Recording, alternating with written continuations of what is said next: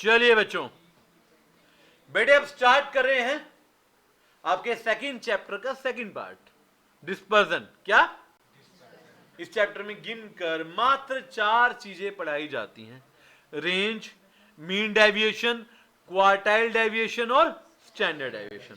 और आप कहीं ना कहीं पर देखेंगे टेंडेंसी के मेथड का प्रयोग किया जाता है। जैसे फॉर एग्जांपल स्टैंडर्ड डेविएशन में आप मीन का प्रयोग करेंगे, क्वार्टाइल में आप क्वार्टाइल्स का प्रयोग करेंगे, मीन डेविएशन में तो मीन, मीडियन, मोड तीनों का ही प्रयोग करेंगे ना। सबसे आसान मेथड, बच्चे बड़ा खुश होते हैं रेंज पे।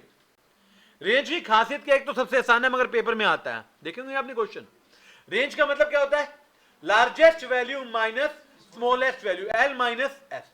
और अगर आपसे पूछा जाए कोफिशिएंट ऑफ रेंज तो वो बनेगा L minus S divide by L plus S into 100। And mind it, ये फॉर्मूला तीनों सीरीज का, कुछ भी नहीं करना। जैसे इंडिविजुअल में देखो 5, 7, 8, 15, 12, 6, सबसे बड़ा क्या है 15, सबसे छोटा क्या है, तो 15 माइनस 5 10 आपका आंसर है।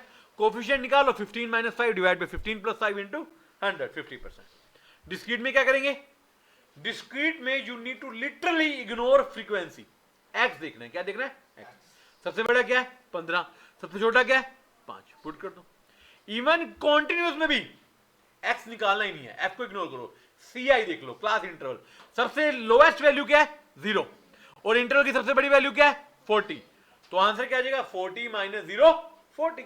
और कोफिशिएंट क्या आ जाएगा 40 minus 0 divide by 40 plus 0 into 100। एक बात मैं आपको बताऊं, अगर जब भी आंसर कॉन्टिन्यूस सीरीज का आएगा और वो 0 से शुरू होगी सीरीज, तो आंसर हमेशा कोफिशिएंट 100 आएगा। यहां पर हल्का सा फर्क है, कई बार ना एग्जाम में पता नहीं चलता कि कोफिशिएंट पूछा या रेंज। कई बार वो कोफिशिएंट में रेंज आंसर देते हैं, रेंज में कोफिशिएंट। आपको देखना है आंसर अगर परसेंटेज में है तो वो कोफिशिएंट निकालेंगे आप, नॉर्मल है तो आप रेंज निकालेंगे। प्रॉपर्टीज ऑफ रेंज देखो, घूमती फिरती दोबारा वही प्रॉपर्टी आ गई, हमारी पुरानी सहेली है ना। कह रहे अगर सारी ऑब्जर्वेशन कांस्टेंट के हैं तो रेंज भी क्या होगी के ना, नहीं चेंज है। मैंने जब बोला ना सेम, सारे बच्चों ने ऐसे एग्री किया, उल्टा चलेगा। ये डेविएशन डिस्पर्जन पे काम करे। अब आंसर क्या आएगा 0। अब इस प्रॉपर्टी को दिमाग में डालो क्योंकि आगे भी यूज होनी है। दोबारा देख लो एक बारी, अगर सारी ऑब्जर्वेशन कांस्टेंट के हैं मतलब सारी सेम है तो रेंज हमेशा क्या आएगी, सिंपल यार, लार्जेस्ट भी सेम स्मॉलेस्ट भी सेम, तो आंसर 0 ही आएगा ना, सिंपल सी बात है। Second, range doesn't get affected by change in origin, plus minus से फर्क नहीं पड़ता, but get affected by change in scale. Multiply divide से फर्क पड़ता है, बगैर स्टार लगा। स्टार का मतलब क्या है, with A modulus function. With A modulus मतलब जो बी होता है, बी मल्टीप्लाई करते हैं, अगर वो माइनस में होगा तो भी हम उसको प्लस में लेंगे।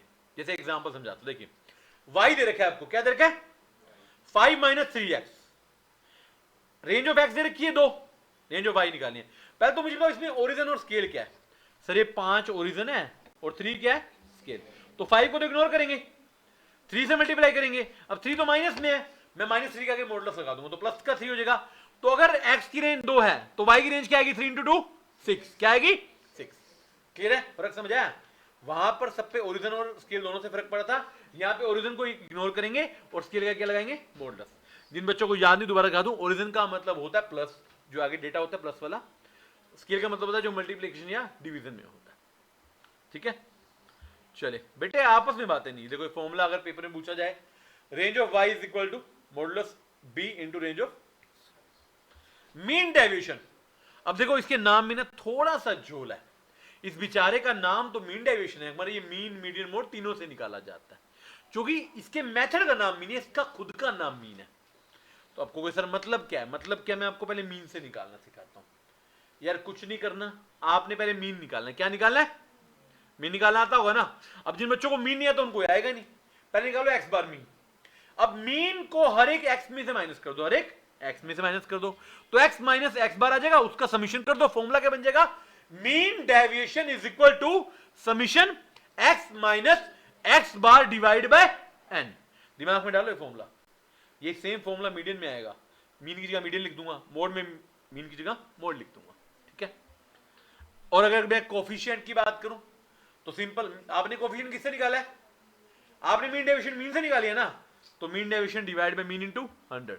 अगर मीडियन से निकालूंगा तो डिवाइड बाय मीडियन कर दूंगा, मोड से निकालूंगा डिवाइड बाय मोड कर दूंगा। मैं तीनों इकट्ठे चला रहा हूं। अब डिस्क्रीट में क्या होता है सर? डिस्क्रीट में कोई फर्क नहीं होता, सिर्फ फ्रीक्वेंसी आती है, उसको मल्टीप्लाई करना होता है। पहले एक्स बार निकालो, एक्स माइनस एक्स बार निकालो, उसको एफ से मल्टीप्लाई कर दो। किससे मल्टीप्लाई कर दो? एफ से। तो फॉर्मूला क्या बन जाएगा? Mean deviation is equal to summation of f into x minus x bar divide by summation of f. Clear बात? कोफिशिएंट सेम देगा। क्वांटिटीज में क्या रहेगा? Same sir, continuous discrete same होता है। कॉन्टिन्यूस को एक बार डिस्क्रीट में कन्वर्ट करना होता है। मिड पॉइंट निकालो एक्स, उसके बाद एक्स का बाहर निकालो, मीन मतलब आगे वही फॉर्मूला लगाओ, सिंपल है। फॉर्मूले आप यूज कर सकते हैं। क्लियर है बात? अब जिन बच्चों को सेम बात हर चैप्टर में बोलता हूं मैं, जिन बच्चों को फॉर्मूला एक ही जगह पर चाहिए they can go for summary. Summary में सारे फॉर्मूले एक ही जगह पर है, बीच में इलस्ट्रेशन नहीं है, वहां पर आप देख सकते हैं। अब अगर मीडियन से निकालो, किससे निकालो? बेटे तीनों सीरीज में सेम फॉर्मूला है, जहां पर मीन लिखा था वहां पर मीडियन लिख दो। क्या लिख दो? तो इंडिविजुअल सीरीज में क्या बन जाएगा? Summation of x minus m divide by n, और डिस्क्रीट ऑफ फ्रीक्वेंसी में किससे मल्टीप्लाई कर देंगे? एफ से। सिंपल, कुछ भी नहीं करना। वहां पर आपने मीन निकाल के माइनस किया था, यहां पर एम निकाल के माइनस करना है। फर्क क्या इन क्वेश्चन में? मेहनत डबल हो जाती है कि पहले मीन निकालो मीडियन निकालो। और ज्यादातर हमने देखा अगर एग्जाम में ऐसा बड़ा क्वेश्चन आया ना, वो कई बार मीन मीडियन निकाल के भी दे देते हैं कि डबल ना करना पड़े आपको मेहनत, खुद ही दे देते हैं वो क्वेश्चन को उस हिसाब से। ठीक है ना? इवन क्वेश्चन ऐसा भी ऐसा है, दो क्वेश्चन इकट्ठे भी आ सकते हैं, पता है आपको? दो क्वेश्चन का डेटा इकट्ठा आ सकता है कि पहले वाले में मीडियन निकाल दो, दूसरे में मीन डेविएशन निकाल दो, तो दोनों के दो नंबर बन जाएंगे ना फिर आपके उस हिसाब से। और कोफिशिएंट कैसे निकलेगा? जब मीन से निकाला था, नीचे किससे डिवाइड किया था? मीन से। तो यहां किससे डिवाइड करेंगे? मीडियन से। सिंपल, क्लियर है? कोई समस्या नहीं होनी चाहिए इसमें। और सेम मोड में, मोड में क्या आ जाएगा? मीन की जगह मोड। इंडिविजुअल सीरीज में मीन माइनस मोड का summation divide by n, sorry x minus mode का समीशन डिवाइड बाय एन। और डिस्क्रीट और कॉन्टिन्यूस में किससे मल्टीप्लाई कर देंगे? एफ से। और कोफिशिएंट कैसे निकलेगा?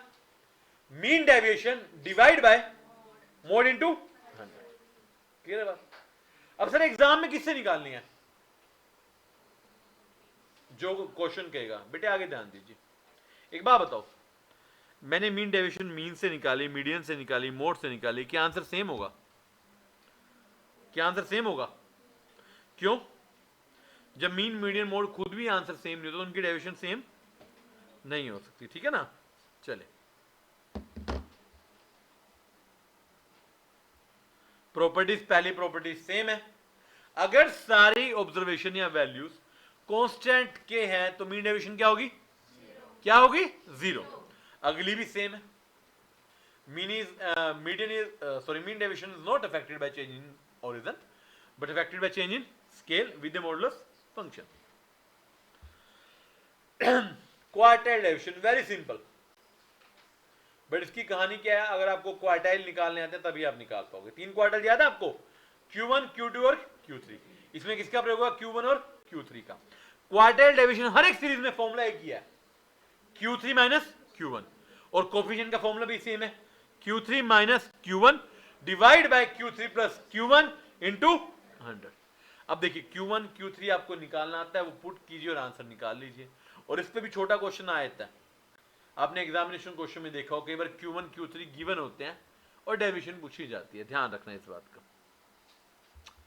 प्रॉपर्टीज सेम है, प्रॉपर्टी भी देख रहे हो। पहला क्या है? अगर सभी वैल्यूज कांस्टेंट के हैं तो क्वार्टाइल डेविएशन क्या होगी? 0। और क्वार्टाइल डेविएशन अफेक्ट नहीं होती चेंज इन ओरिजिन से, बट स्केल से अफेक्ट होती है विद ए मॉडुलस फंक्शन। अब देखिए, इस चैप्टर का अगर मैं बोलूं कि सबसे इंपॉर्टेंट टॉपिक है तो गलत नहीं होगा वो। और ये स्टैंडर्ड डेविएशन आपके रिग्रेशन कोरिलेशन में भी काम आती है। स्टैंडर्ड डेविएशन, एक तो इसका सिंबल याद कर लीजिए, 2 फॉर्मूले हैं इसके, आप कोई भी यूज कर सकते हो, कोई समस्या नहीं है हमारे को। पहला फॉर्मूला इंडिविजुअल सीरीज का क्या? Summation of x square divide by n minus x bar का स्क्वायर। मीन निकालो, मीन का स्क्वायर पुट कर दो, सारे एक्स का स्क्वायर पुट कर दो, आंसर निकल जाएगा। या दूसरा एक और है कि पहले आप निकालो एक्स माइनस एक्स बार, एक्स माइनस एक्स बार, उसका होल का स्क्वायर कर लो डिवाइड बाय एन कर दो। आपको जो फॉर्मूला कंफर्टेबल हो आप पुट कीजिए, क्योंकि डेटा दोनों में सेम है। एक्स भी गिवन होगा, एक्स बार आप निकाल लोगे ऑब्वियसली ना, तो दोनों से आंसर सेम आएगा, आप कोई भी फॉर्मूला यूज करते हो। सेम फॉर्मूला आपका डिस्क्रीट में, बस आगे क्या लग जाएगा, क्या लग जाएगा, एफ। समझ रहे हैं? मतलब ऑब्जर्वेशन के स्क्वायर निकालने पड़ेंगे पहले, और फिर उसको एफ से मल्टीप्लाई करना पड़ेगा, और मीन भी निकालना पड़ेगा। मतलब बिना मीन के स्टैंडर्ड डेविएशन प्रैक्टिकली पॉसिबल ही नहीं है। और सेम फॉर्मूला आपका कॉन्टिन्यूअस में होता है। सेम बात जो मैं हर बार बोल रहा हूं, आप इंटरवल से एक्स निकाल लेंगे और पुट कर देंगे। देखिए एक्स एफ हमेशा गिवन होती है, तो आपको दो ही चीज चाहिए, एक्स और एफ। उसी से आप एक्स स्क्वायर निकालेंगे, उसी से आप एक्स का मीन निकालेंगे, वही फॉर्मूले पुट करेंगे और आंसर आपका निकल कर आ जाएगा। ठीक है ना? बाकी इतना बड़ा क्वेश्चन जनरली नहीं आता, सिंपल क्वेश्चन आते हैं। बात है कैलकुलेशन की, और वो किस पे करोगे आप, कैलकुलेटर पे, जीटी के साथ। किसके साथ, जीटी के साथ।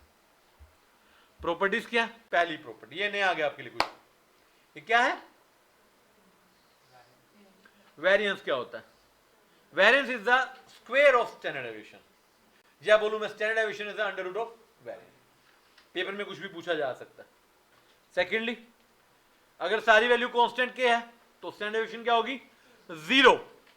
Third, standard deviation change in scale से इफेक्ट होती है, ओरिजिन से नहीं होती।